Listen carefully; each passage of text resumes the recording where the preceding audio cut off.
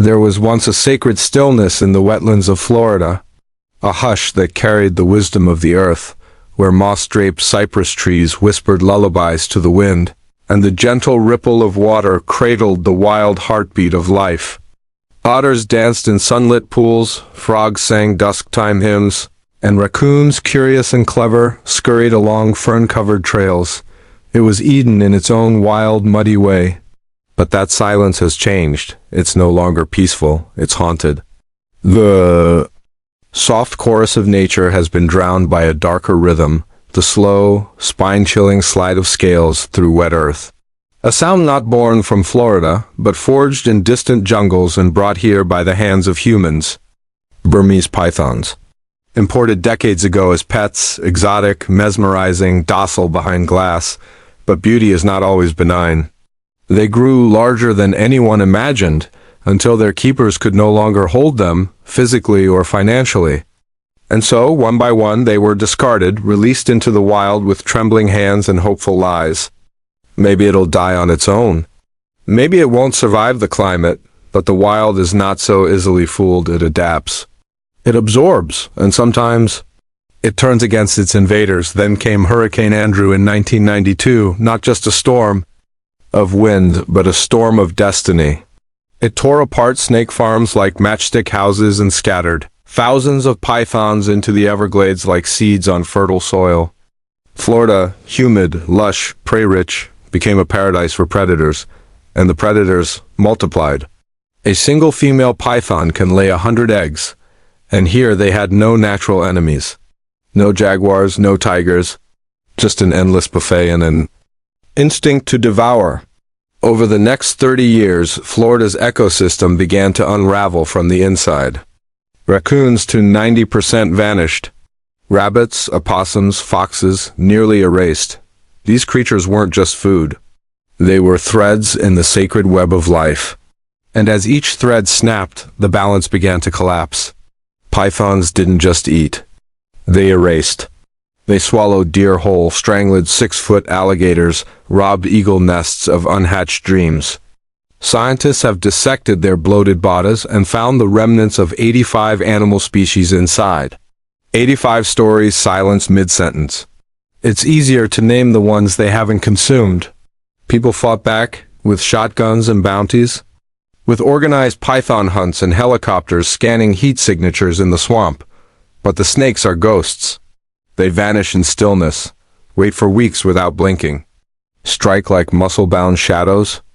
By 2022, even the boldest fighters knew the truth. Florida was no longer a state, it was a terrarium, and humans were no longer the apex species. The land had been claimed, but nature had not surrendered. It was watching, gathering, waiting for the moment to remember its own strength. When the silence becomes too heavy to bear, nature sends a heartbeat. December 15th, 2022, the sun was still half asleep, and mist curled like ghost fingers through the mangroves as Ranger Marcus Gonzalez rolled through the North Everglades. The wheels of his truck left soft imprints on the muddy trail tracks that would vanish by noon. In his hand, a warm thermos of stale coffee, in his heart a tired hope. He had seen too much. Broken bodies of deer, clawless birds, the stiff tails of beloved pets dragged off into nightmare. He didn't patrol anymore to win a war. He patrolled to witness the slow loss with dignity. But that morning nature had other plans. The radio crackled, sudden and sharp, cutting through the calm like lightning across still water. Marcus, problem near the old levee. Sounds of a struggle. Might be a large animal in distress? That phrase, large animal in distress, had come to mean only one thing. A python had found another victim. Marcus dropped the thermos. Didn't bother to pick it up, he gunned the engine. Mud sprayed in arcs behind him as he raced toward the call. He wasn't ready for what he was about to see. No one could be. The ground was trampled when he arrived, marked with wild desperation. Leaves were torn, the earth scratched raw. In the center of it all writhed a python, thick as a telephone pole, easily 13 feet long, its body moving like a slow-motion death sentence, and caught in its coils something small, something alive, a lynx. A pregnant female lynx. Her tawny fur was matted with sweat, her paws twitching weakly, eyes glazing with pain. Her mouth was open, but no sound came out, only the slow unraveling of breath. Marcus froze. Not out of fear, but reverence, like standing at the edge of a sacred tragedy. He watched as the python flexed, tightening its grip with mechanical cruelty. The lynx jerked once, then again, more faintly. Inside her belly, life still moved. Kittens unborn and gasping in the dark, dying alongside their mother. Marcus grabbed the radio, shouted coordinates, begged for backup, but deep down, he knew it was a race against suffocation, and the snake was winning. He pulled a stick from the back of his truck, not a weapon, just a desperate extension of his hand. He inched forward, heart thundering. He poked at the python's head. Nothing. Just another slow squeeze from the muscular beast, another groan from the lynx. Time warped. Everything smelled of mud and blood and grief. He considered his gun, but one wrong shot could kill the lynx. His hands weren't strong enough to pry apart nature's iron grip, and the lynx, she was fading fast. Her eyes were now cloudy, her chest rising in broken rhythm. Marcus dropped to one knee, whispering something, not a prayer, not a command. Just human helplessness spoken aloud to the wild. Please. And that's when the miracle stepped from the trees. When one soul begins to fall, another rises, not as a savior, but as a promise. There was a rustle in the thicket. Marcus turned, expecting reinforcements. But what came out was no ranger. It was another lynx, a male. Towering, muscular, bearing a jagged scar across his cheek like a tribal crown. His eyes were golden fire, scanning the scene not with fear, but with war-born precision. He was the father or the mate? Or perhaps something even older, the guardian of a bloodline? He walked forward with the silence of a storm gathering, his gaze never leaving the snake. He paused, just a breath away from the suffocating scene. For one heartbeat, nothing moved. Even the snake seemed to hesitate. Marcus felt the air tighten. Then he heard his own voice whisper, "Go on, boy. Show that thing who's boss here." What happened next was not a fight. It was a reckoning. The lynx exploded into motion, a blur of claws and fury, ancient, unstoppable, sacred. The male lynx stepped forward with the silent weight of destiny. Across from him, the python's massive head swung around, tongue flicking like a dark flame, tasting the air for intent. In that frozen breath of time, mist swirled low around their feet, the morning sun barely piercing the heavy canopy above. Marcus held his breath, every muscle in his body tensed, because he knew the next heartbeat would decide whether the female lynx and her unborn kittens would live or vanish forever into the swamp's dark silence. Then it began, not as a clash, but as an explosion of primal precision. The lynx lunged like a bolt of living lightning, not head-on like an impulsive beast, but at a lethal angle, straight for the base of the python's skull. His claws split the swampy air, digging deep into the armored scales, and his jaws snapped shut on the spine with brutal accuracy. The python, shocked by the pain, reflexively loosened its death grip and began to shift its coils toward the new threat. But the lynx was a blur dancing in, slashing with claws honed by generations of survival, leaping out before the snake could retaliate. Again and again he darted in with surgical ferocity, each attack carving vital points, the joints between vertebrae, the nerve clusters at the base of the head, the soft underjaw.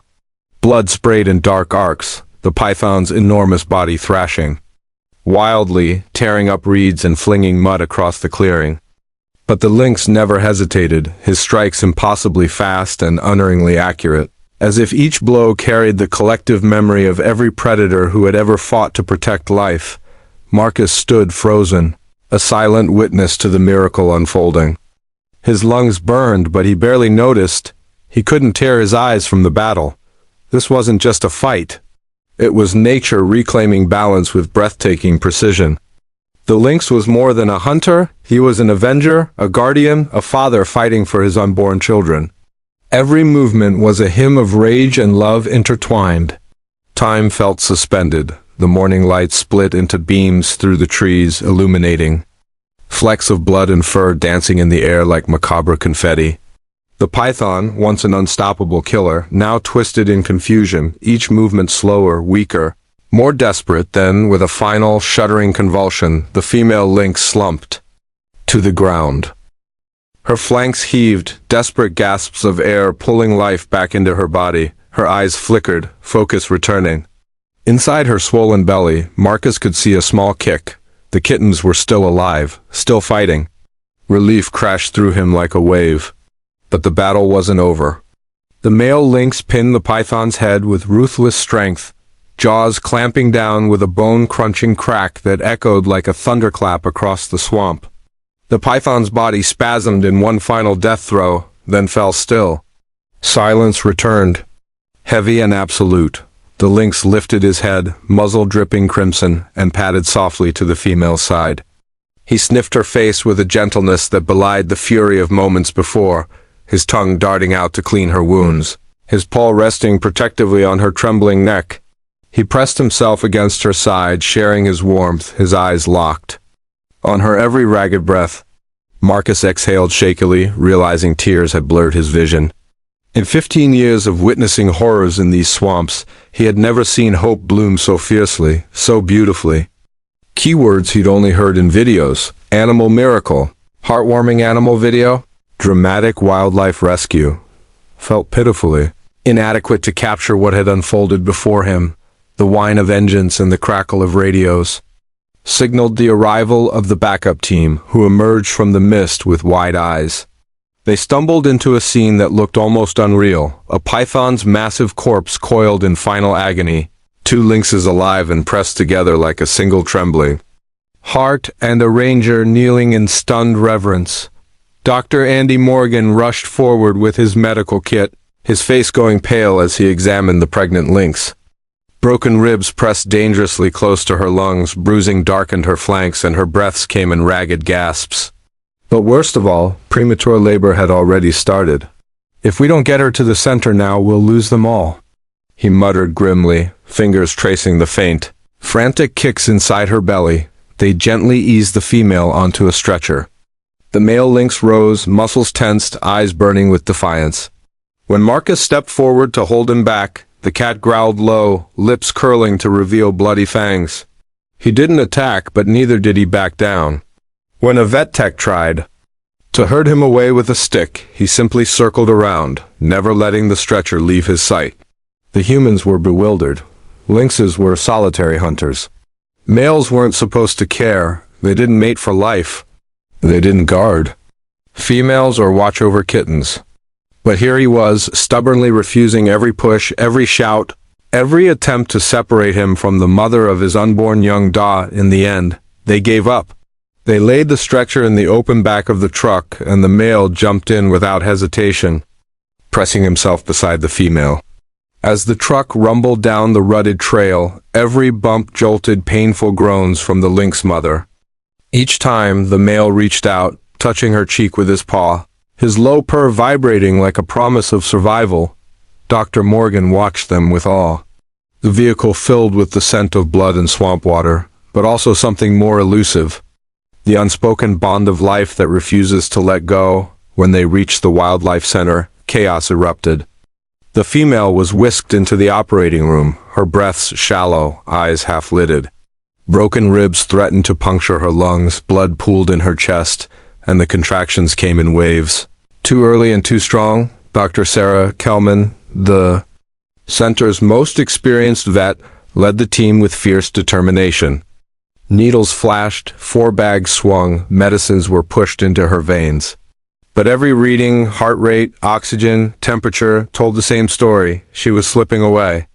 The kittens inside twisted, alive but running out of time. Dr. Kelman's voice, calm but tight, cut through the tension. "We need to get them out, or they die. And even if we do, we'll need a miracle." Meanwhile, the male lynx refused to leave the room. When they tried to cage him for safety, he scratched at the bars until his paws bled. When they closed him in a side room, he howled in a voice that raised goosebumps. Eventually, they let him into the observation room behind glass. He stood there, golden eyes unblinking, every muscle trembling with rage and fear, as if willing the surgeons to work faster, harder, better. 6 agonizing hours passed in a haze of blood, antiseptic, and desperate prayers. The staff moved in silence, every monitor beep a tiny thunderclap. Outside the glass, the male lynx paced relentlessly, his gaze fixed on the mother of his kittens. A sentinel of the wild, refusing to abandon hope. In that room, among stainless steel tables and blinking machines, the spirit of the forest fought to keep its own alive. And for the first time, the humans who had once brought devastation to these swamps realized, sometimes, it's the animals who show us what true love looks like.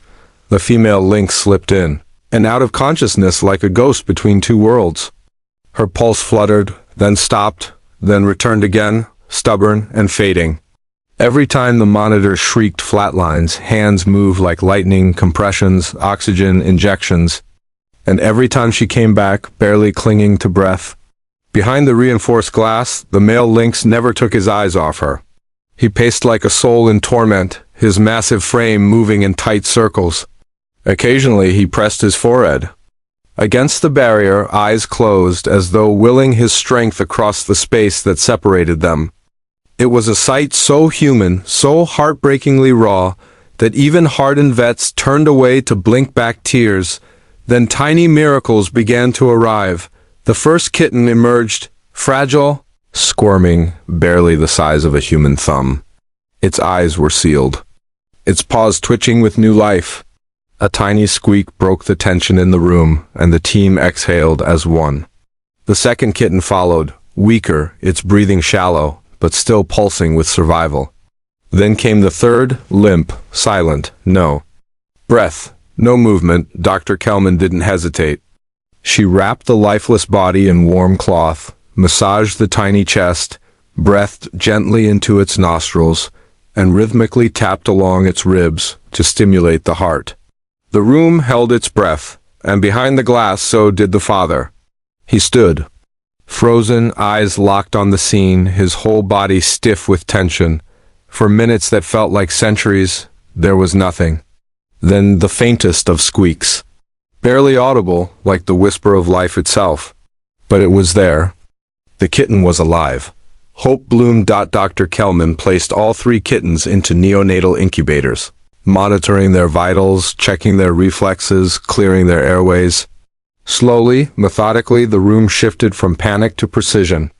Meanwhile, the lynx mother began to stir. Her bleeding had stopped. Her breathing evened. Her heartbeat found a rhythm. When she was finally transferred to the recovery room, eyes half-lidded with exhaustion, her first action was to search for her babies. A low, soft sound escaped her throat, a mother's call. Staff brought in the incubators, and despite her injuries, she dragged herself closer, licking each kitten with trembling but determined licks. It was as if the act of mothering lit a fire inside her that no amount of trauma could dim. Her body was broken, but her soul was awake. The male lynx was allowed inside the next day. He entered the room with slow steps, each one deliberate, his powerful body alert but respectful. He scanned the space like a sentinel entering sacred ground. Then, as he saw his mate, alive, conscious, with their children squirming beside her, something softened in his posture. He patted to her slowly, touched her cheek with his nose, then lay beside her, his flank pressed protectively against hers. He didn't crowd her. He simply stayed close, close enough to defend, to comfort, to be there. A wild father choosing to remain. The staff was stunned. Lynxes were solitary by nature. Males mated and vanished, but not this one. He brought her fresh kills from the center grounds, field mice, small birds, gently placing them near her. If she didn't eat, he waited. If the kittens made a noise, he immediately checked on them, sniffing and watching. At night, he slept near her bed, curled protectively around his growing family, one ear twitching at every sound. He's not just a father, Dr. Kelman whispered to her team. He's a guardian. It wasn't science. It was something older, deeper. Some staff suggested it was the trauma, the python attack, the shared survival that rewired the lynx's instincts. But others believed something ancient had awakened. A buried code inside the species, dormant for centuries, reactivated by a predator that threatened their very existence. Whatever it was, this male had become something new, and so had his family. 2 weeks later, the female was walking on her own again. The kittens had opened their eyes, bright, golden, full of curiosity, and were beginning their first wobbly steps. They were moved to a large enclosure designed to mimic the forest, real trees, running water, and secret hiding places.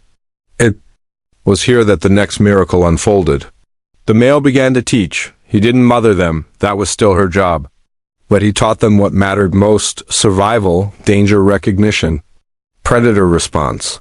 His first lesson came by accident when a researcher placed a shed piece of python skin in the enclosure. The reaction was instant. The male froze, fur bristling, body low, then he growled, not in fear, but in warning.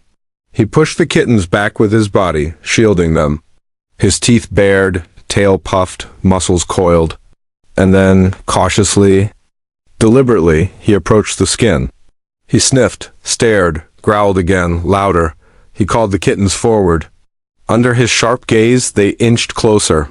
He let them sniff, once, twice, then pushed them back. It was a lesson in fear, in memory and inherited defense. He's showing them how to survive, Dr. Kelman said quietly, watching through the monitor. He's saying, this is what nearly killed your mother. Remember it, from that day forward, every interaction had purpose. The male demonstrated how to walk without sound, how to strike at long-bodied prey, how to use shadows. He brought pieces of shed snakeskin, even baited toy snakes created by staff to test reactions. He led them on mock hunts, guided their senses. The kittens didn't just play, they trained. By the 3rd month, the family had passed every readiness test. The kittens could hunt small prey, navigate terrain, and respond to threats. But most importantly, they showed an ingrained, inherited fear of serpents and the instincts to fight back. The staff held a small ceremony. Dr. Kelman addressed the room, voice thick with pride. Today, we're not just releasing a family of lynxes. We are releasing the first generation of python hunters. This family is nature's answer to what we humans unleashed. The wild is adapting, and it's choosing to fight back. They were released near the same area where the nightmare began. But a safer zone, monitored with trail cameras and GPS collars. Ranger Marcus Gonzalez, who had first witnessed the battle, led the convoy. As they opened the transport cages, he felt a strange mix of fear and reverence. He had seen what these animals were capable of, their intelligence, their grief, their fire. And now, he was sending them back into the very forest that had tried to destroy them. The male lynx stepped out first, regal, scarred, his eyes scanning the land he remembered. Then he turned and called out softly. A female emerged, carrying one kitten in her jaws. The male gently picked up the second. The third, bold and wild, ran out on its own, pouncing on a leaf, already testing the boundaries of its new world. And so, the forest that had once echoed with the hiss of death now rang with the quiet footsteps of a family forged in fire. Not just survivors, warriors. Not just wild animals, protectors, because sometimes the greatest miracles don't come from the sky. They rise from the mud, covered in blood and fur, carrying hope on 4 tiny paws. The lynx family vanished into the woods like ghosts, but nature had eyes. Trail cameras hidden deep in Florida's recovering swamplands began picking up flickers of their return. At first, it was simple survival. The mother hunted birds and rabbits, keeping the kittens fed. The father stayed to the edges of their range, marking territory, defending against predators, and scouting for danger. The kittens, now stronger, more curious, explored cautiously, but never far from their parents' shadows. This was no ordinary family. They moved like a single heartbeat, silent, watchful, woven by instinct and sharpened by memory. They were learning the language of the land, and they were learning it together, but then something happened. Something no one expected. It started as a still photo, the male lynx, sitting rigid by the edge of a stream, staring into the underbrush, muscles tense, eyes locked, posture electric with focus. He wasn't resting, he was hunting. But the prey wasn't prey, not in the usual sense.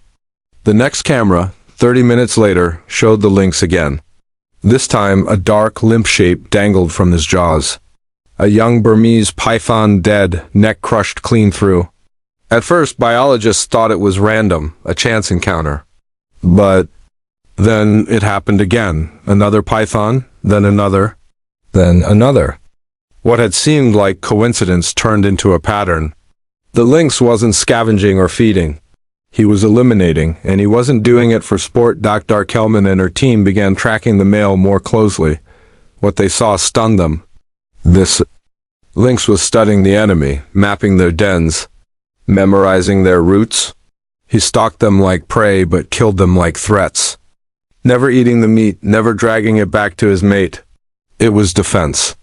Pure and focused, a predator adapting his behavior not for food, but for war. And then he began to teach. In August of 2023, one trail camera caught a scene that would later be published in scientific journals around the world. The male lynx led his two nearly grown kittens to a patch of disturbed earth, a python nest. 23 soft, white eggs lay clustered in the dirt, a silent arsenal waiting to hatch. The father stepped aside, letting his offspring approach. They sniffed, hesitated, watched him. And then he destroyed the eggs, one by one, using his powerful paws and teeth, crushing them like a surgeon eradicating a virus. The kittens watched in silence. A wordless lesson had been given. These are not food. These are future killers. Destroy them now, or fight them later. Weeks passed.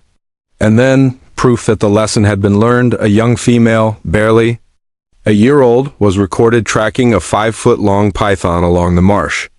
She followed it silently for over an hour, waiting, watching. The moment came. The snake was sunbathing, slow from the cold night. The lynx struck fast, from the side, not the head-on attack of instinct, but the tactical assault her father had once demonstrated.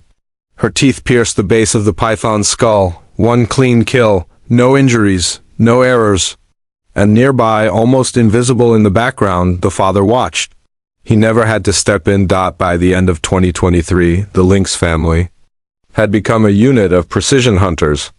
The parents worked in sync, one distracting the python, the other circling behind for the kill. The kittens absorbed every detail. Soon, they adapted the techniques to their own styles. They learned to use terrain, water reflections, and even the direction of wind to their advantage. Small snakes they hunted solo, medium ones in pairs. Larger pythons with patience, teamwork, and brutal accuracy. Each kill wasn't just survival, it was training. Then something even more extraordinary began to happen. In early 2024, reports trickled in from beyond the family's known range. Claw marks on python bodies, eggs destroyed. More kills. Too many to be a coincidence. Cameras in other areas captured scenes of lynxes stalking snakes. Some made mistakes, a few even died, but others succeeded. And with every season, success became more common. The lynxes weren't just learning, they were teaching each other. Not just their own blood, but their neighbors. On territorial boundaries, techniques passed in silence, posture, angles of attack, hunting signs left on trees. Evolution had found a fast-forward button. Then came the battle that changed everything. September 2024, a python, massive, nearly 16 feet long, had taken control of a pond, killing everything around it. Two lynx families approached. Not by accident, not alone. In coordinated silence, they surrounded the predator. 4 targeted the head, 3 the belly, 1 the tail. They attacked with the discipline of wolves, the precision of soldiers. The python never stood a chance. The final strike came from the grown daughter of the original female, the same kitten who had once been suffocating inside her mother's womb. Life had circled back. This time, as vengeance. After that, the floodgates opened. By early 2025, Florida's biologists were tracking a wildfire of adaptation. Trail cameras logged lynx versus python combat across the region. January, 23 attacks. February, 31, March, 47, April, 62. By June, The number passed 114, and those were just confirmed kills. Many more went unseen. The lynxes had built a system, families with specializations. Some tracked nests, others hunted at night. Some stalked deep in the flooded swamps. They learned the python's weaknesses, slow after meals, blind while shedding, sluggish and cold. Each new generation was smarter, bolder, more prepared. The heart of it all, still watching, still guiding, was the old male, now gray around the muzzle, slower in his gait. He had become more than a survivor. He was a teacher, a patriarch, a myth living among his descendants. Young lynxes from surrounding territories came to his domain, quietly, carefully, to observe his methods. His grown children took on students of their own. One specialized in identifying nesting sites, another in flank attacks, another in ambush coordination. It wasn't just a family now. It was a dynasty of defenders, an army forged in the shadow of extinction. In March 2025, Dr. Kelman's paper appeared in Nature, changing the global conversation. Titled Rapid Predator Adaptation to Invasive Species, it argued that evolution doesn't always need millennia. Sometimes, when the stakes are high enough, change can come in a single generation. But for Ranger Marcus, the conclusion was much simpler. That wounded lynx he'd rescued in the Everglades wasn't just a mother. She was the seed of a revolution. Her mate, once a lone guardian, was now a legend. And their children were the answer Florida had been praying for. Marcus had seen it with his own eyes. Just weeks ago, while inspecting trail cameras, he caught a glimpse of the old male, standing by a watering hole, watching as 3 young lynxes set an ambush. He didn't intervene. He just watched. And when the python was dead, he approached, sniffed the body, and let out a soft, low purr. By July 2025, the data spoke louder than any headline. 150+ confirmed python kills in a single month. Hundreds of egg clutches destroyed. Nesting grounds neutralized. The python population was no longer growing unchecked. It was shrinking. Slowly, but for the first time in decades, shrinking. And behind that shift wasn't technology. It wasn't human intervention. It was a single lynx who decided to fight back. Florida's forests are still dangerous. The swamps still hold nightmares. But they also hold something else now, hope. Because nature, when pushed too far, finds its champions, not always in storms or fires. Sometimes in silence, in claw and fang, in instinct reshaped by necessity, in love turned into legacy. And somewhere, deep in the cypress shade, a father still watches over the world he helped change. Because this isn't just a story about predators. It's a story about what happens when love evolves into protection and protection becomes purpose.